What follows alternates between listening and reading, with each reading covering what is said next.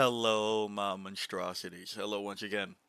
Today I bring to you a Valorant Patch Notes 12.0 review.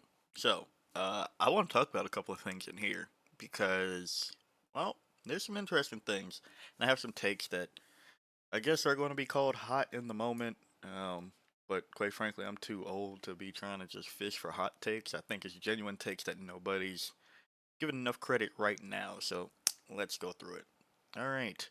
Valorant patch notes 12.0. Welcome to season 2026. Strap in, this patch is a big one. Not really. Um, Hello and welcome to season 2026, everyone. Kenny here. We've got a ton of stuff with you to share today.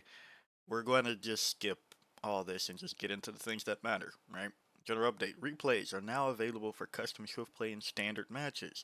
Party leaders can opt in to that's weird they put it that way. A custom game being recorded in the custom lobby settings. Um, Fine.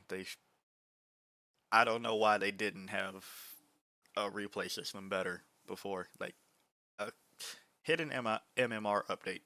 They said they fixed it. We are just going to have to see. Um, they have account stuff, account detected for sharing an EU. Da da da da da. Now let's get into the things that actually kind of matter. Starting with one that doesn't matter. Agent updates. Breach has been underperforming in high level play, so we're adding power back that we're hoping will better reward precision and coordination. Flashpoint, the projectile speed is 20% faster. This is the shittiest thing they could have done for for buffing Breach. I really, that's all we got. Fault line width is increased from 7.5 meters to 8. That barely matters.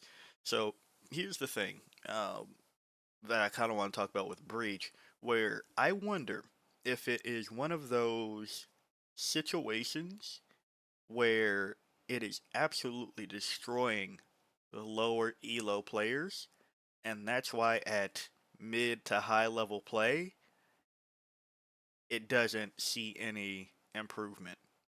Because I remember when Breach had like 3 flashes, that was absurd. Um, but like thinking about other game systems that I've covered and played and yada yada yada, sometimes it's really funny when the most obscure character that everybody knows is shit is just ripping ass on people that are absolutely like newer, lower, and just overall stupid. So I wonder if that's why they just can't get Breach right. And funny enough, Breach was like in an okay place before Tejo meta, and then they were like, "Nah, Breach has to die too." So I don't know. I don't know what's up with that one, but yeah, this fucking doesn't matter. If anything, you've just thrown off the muscle memory of some Breach mains. If that, like, that's all that I think might have happened here. And we have Brimstone tactical map on the on sky.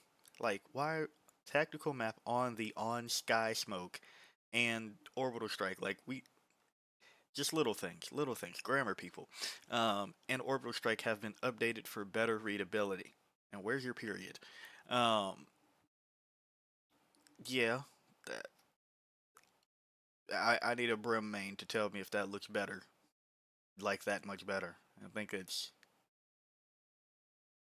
whatever, really. I mean, I don't know why it needed to be tilted anyway, but untilt, I guess. Then we come to things that we thought would matter. And, looking at it in game, this doesn't fucking matter. Kind of. Harbor.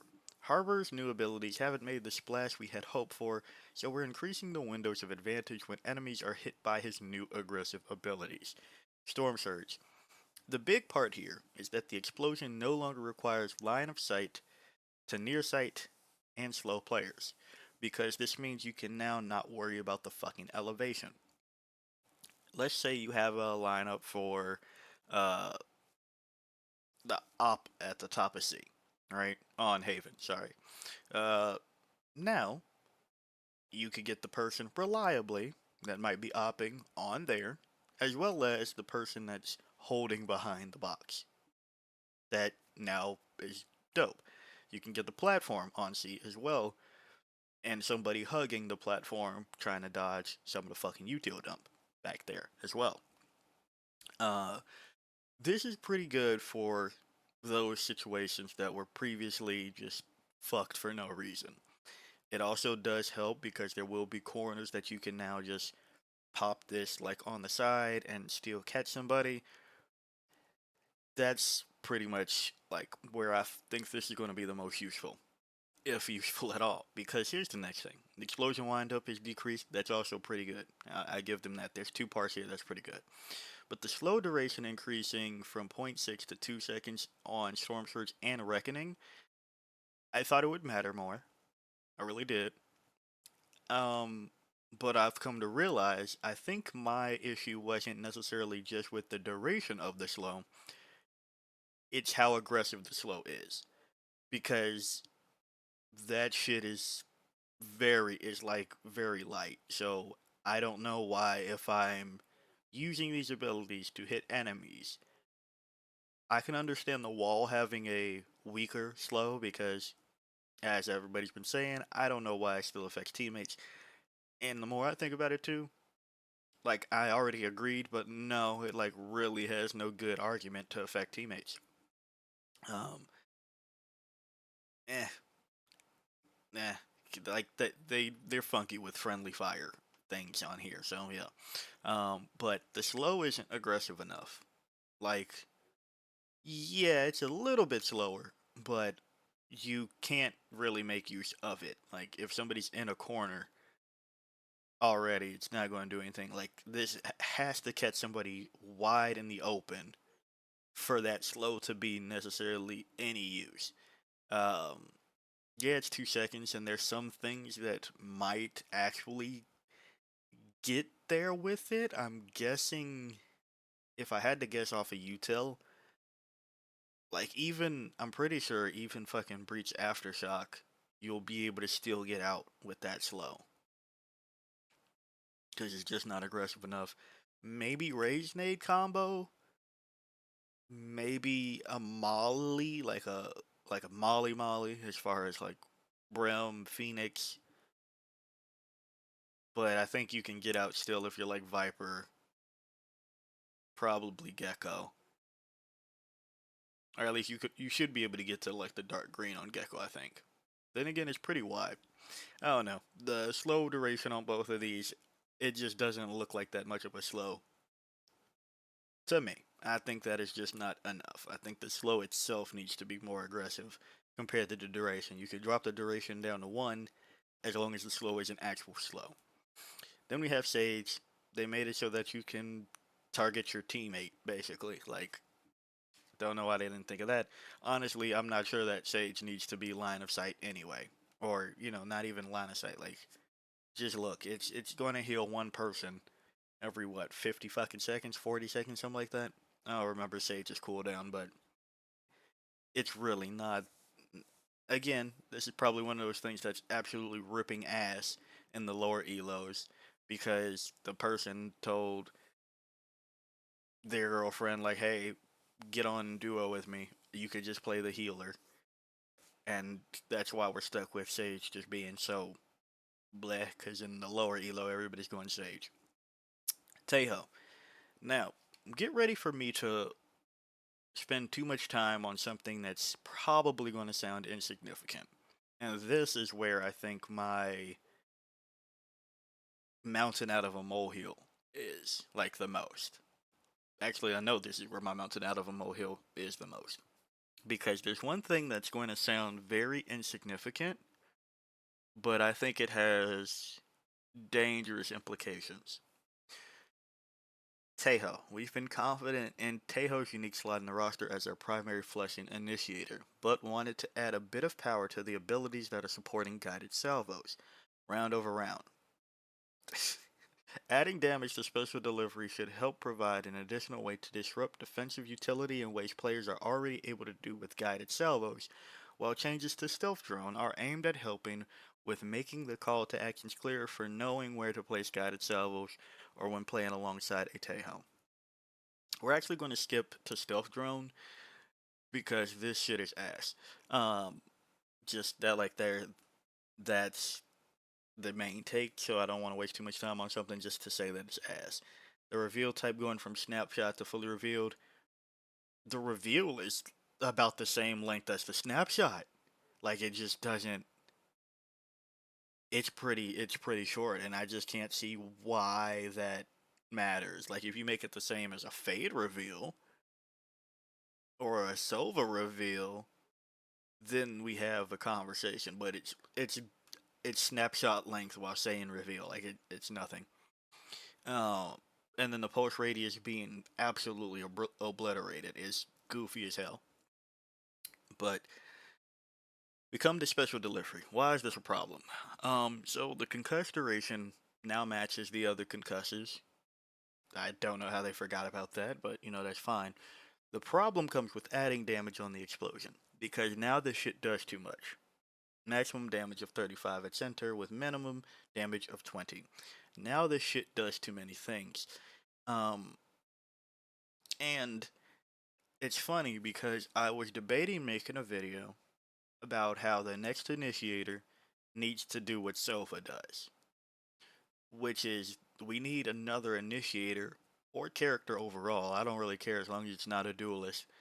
Um, that can break trips and sentinel shit, because that's another thing that keeps Sova strong is that you can waste one shock dart. You won't really miss it. It wasn't going to get the one. It wasn't going to kill immediately. We're not in those days where a full charge shock is just the most lethal thing. Um, we need another agent that can more or less safely break util. Now, there are some that can still break util. Like, don't get me wrong, KO's frag can break util, right? It can do it. Gecko's molly can do it. Breach's aftershock can do it. Problem comes where you're wasting, where the ability is a waste, where you much rather would have needed that for something else that would have been more useful than just breaking one bit of util in an approximate location. And with the Cage of Breach, it has to be Cypher basically, because you have to get it off of something to go through and actually hit whatever it is you're trying to go out. In the case of KO Gecko, right? Those are mollies that have a lot of value being. I'm sorry, they're not mollies. They're nades that have a lot of value. And well, I guess KO's is still a molly too. And I guess you could argue the same for Gecko. Either way, um, they still have significantly more value than one shock dart. Like a shock dart, most of the time is just chip damage unless you combo it with something. Both of those have the full potential to kill. Um, all three of those, like aftershock included, have the full potential to kill. So if you throw it on something that doesn't have the potential to kill and can just kind of be bullshit, whatever, it's fine. So now you have this change, as well as if they bring in somebody else that can do something like that, is going to forever. This is me being hyperbolic, I guess. Um, Forever keep Sentinels in a not great spot, as long as Sentinel utility can be destroyed. Um, and maybe that's why they haven't added another Sova up until this point. But now, what's stopping you from going Yoru, Sova, Teho? Besides you assuming that you need a stun, I guess, but you have flashes, you have out the ass information, and that's really all you need in the game is information. Um, but between stealth drone and the stealth drone is also so Teho here overall just becomes the best setup breaker in the game, which is insane to me because if the stealth drone finds the sentinel, and gets the pulse off, they're suppressed and everything goes down. If they don't, they use special delivery on the trip, uh, guided salvos to clear out all the corners, and now Tejo is just in. Unless you double trip or get ready to use the second one.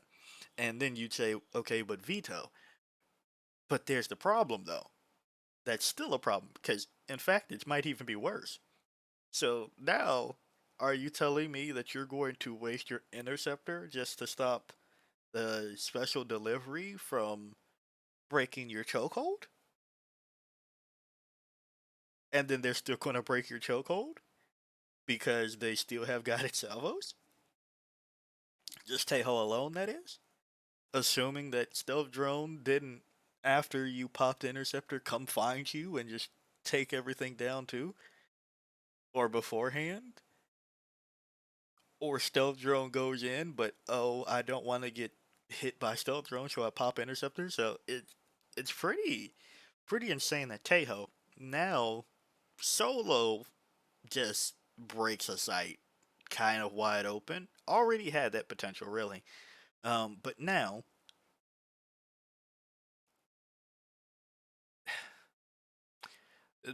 it's so insignificant in the way that Tejo does it. Because and the other thing about special delivery, the fact that if you get hit, right, this finishes people off hiding at a corner because you can bounce it off shit too, right? So you could either place it at their feet, bounce it off corner. Now Tejo just has a point and click, possibly kill. Now mind you, it's only 35 at center, 20 everywhere else. But if you say somebody's one tap and then they just get special deliveried, that's fucked. And just a reminder, this is still the concuss. Like, this is still the stun. The stun is ass now, because 2.5 is kind of whatever. Very few agents in the game can make use of that time. More or less. There's a lot to this. This is wild that this simple change is the thing that I find myself talking the most about. So, to review, and to hopefully wrap this part up, Tejo now has a stun that does damage. The only other one I can think of is Sky Dog. But you don't Sky Dog the trip. Well, you do, but you don't break the dog on the trip so you can break the trip. And I don't even think that it counts. Like, does that, will that do it? Or is it's only on hit, right? Like, it's not AoE. So, or maybe it is, but So now you have a stun that does damage, and because it's a stun and insignificant, it can break, like they said, disrupt defensive utility. But you also have Sova and Yoru in the game, which means, yay, it's good that we have options so that it's not just Sova or not just a Yoru decoy taking up the defensive util. But now what happens when you put them together, right? And that's the other thing with now that it's another initiator, once people stop playing double duelist shit where you could argue you could already rage nade a corner and get the trip. You could already Phoenix Wall around an area and claim that you're getting the trip or whatever, right? But those are still significant bits of utility. Special delivery is not. The concuss is good, but it was good. Now it's kind of, it was okay. But now it's kind of eh. The fact that this is now on an insignificant bit of util means that you're going to forever have this struggle with the Sentinel class while they already don't look good. So it's interesting because I did want another Sova because it's kind of absurd that Sova gets to be the king of long range information gathering and breaking Sentinel utility, but Sentinels only had to worry about Sova. That's kind of like how Viper only really has to worry about Killjoy lockdown. Like, yeah, there's other things that can flush out, but that can also be played around with the right thing, right? Like, you can fade Nightfall to go fine, but you still have to engage into this area. It didn't require something else to hopefully eat the other thing in this like food chain situation where it's just like, oh, I put down Viper Pit. Oh no, they put Killjoy lockdown. Oh, I have Hunter's Fury. Oh, I have Hunter's Fury to target that Sova hopefully before they finish their Hunter's Fury on the lockdown. Like, it's a weird thing there. But now Tejo is just pro. Yeah, fuck it. Let's do it for the views, huh? Let's do the hot thing. Tejo is over. Nah, I'm joking. I can't do that. But yeah, Tejo is really good at opening sites now because you don't have to waste a guided salvo that can still be used in the post plant or to flesh out the corners where people are actually holding uh to do this. And that's not to just say that it's still a stun that has damage. So if you do have somebody like a a KO that throws a bit of damaging util that has, you know, the same radius situation where you want them at the center, now they can lose 35, you know, health and end up dying on the edge of it because they're slow too. So this opens a lot of possible problems that we probably will never see. And then we go on to Vice. Um, Radius increased. You know, I'm glad they fixed it because they had, when I looked at this earlier, had radius increase from 26 to 28, width increase from 7 to 8. And I'm just like, no, I'm not stupid. That is the same thing twice. Um, so I'm glad that they fixed it because that was stupid. Breeze. I looked at Breeze and it's okay. Like it's I have my own qualms about some of the things. Uh it looks interesting. I'm glad that they realized if you make a map that's big as fuck, only 5 of your agents that have the range can play on it. So I'm glad that they looked at that and were like, yeah, we should probably make it so that most of our roster can play on the fucking map. That said, though, looking at it, because I don't think I'll make this a separate video, there's some interesting agents that I think are going to be good on it now. Like, ISO was already okay at Breeze, but now I think he's better because now his wall covers some pretty decent angles for like the time that they need to be, and long range trying to hit somebody that has, you know, an invulnerable, not invulnerable, but like a protective shield, and then doing that twice in a row. I think that ISO is looking pretty good. Who else did I think? I'm still uncertain if it's a veto situation. Like, there's some things that's good, but like it's the interceptor timing and placing you would have to be to get it in places that matter. There's one spot that I think is okay. Um, there's at least one interceptor spot I think is okay on both sides so far, on both sites, I should say.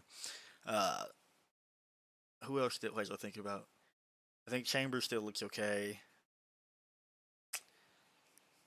Huh. Yeah, there's more. Maybe I will make a Breeze video eventually. Who knows? Just first takes.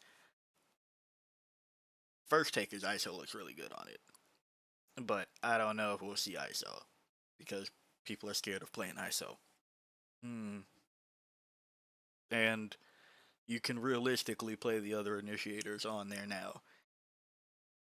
Like, I think Fade isn't the worst choice now. Like, I think that Fade is okay enough for it. I don't think that'll be like that good, but I think that if you're playing ranked and somebody goes fade, it's not a complete toss.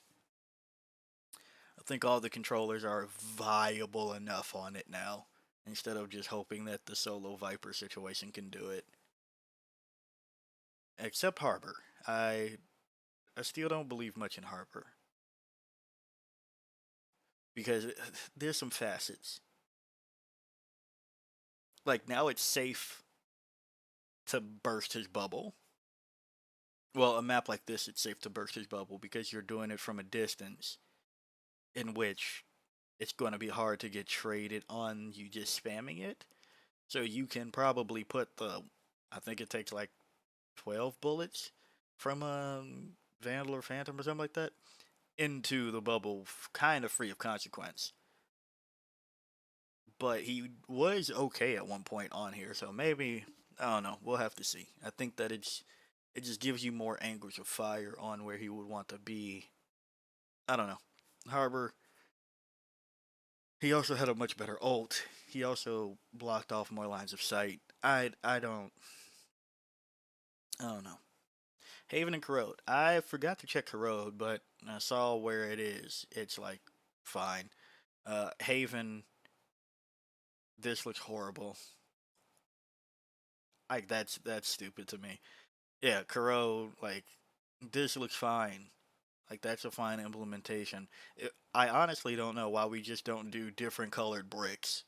Means no penetration or whatever. Why did we do this?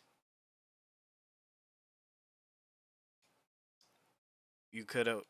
I don't know. There you could have put boards on it, like wooden boards around. Like do it for the whole wall, cause nobody's spamming over here either. I mean, or just make it so that the whole wall needs to be broken. I don't know. I just feel like there was a better way to do it besides whatever the fuck this is. Um, is that everything? All right, did it over here on Corrode. That's fine. Breeze is in. Sunset is out. There's a new LTM, all random one site. Who are we kidding? It's going to be permanent because people love this shit. Love this type of shit. All random, all mid has been one of the most popular things to grace League since League. So just keep all random one site. Let's not act like it's actually going to be LTM because it's just going to be pretty good because people like doing that type of shit. They claim that they're going to do things with behavior. I'd love to see it. The Bandit, a precision sidearm with one tap headshot power for those who want to steal some rounds on a budget. The Bandit lands right between the Ghost and the Sheriff, offering more diversity in light rounds, whether choosing to focus on agent abilities or focus on gunplay.